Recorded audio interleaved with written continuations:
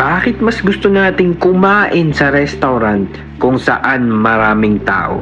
Iisa lang yung dahilan dyan, yung social proof.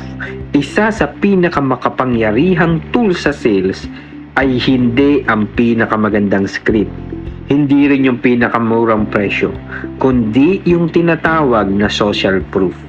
Mas magtitiwala ang mga tao kapag nakita nilang may iba nang bumili, gumamit or natuwa sa produkto mo.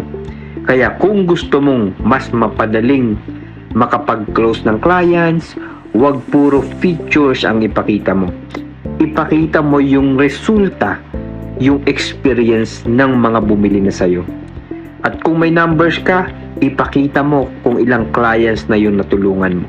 Kapag nakita ng prospect na may mga taong nagtitiwala na sa'yo, mas madali rin silang magtitiwala.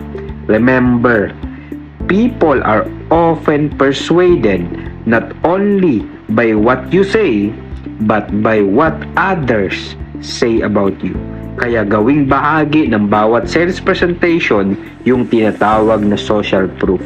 Hindi ito pagyayabang, ito ay pagbibigay ng kumpiyansa sa mga future clients.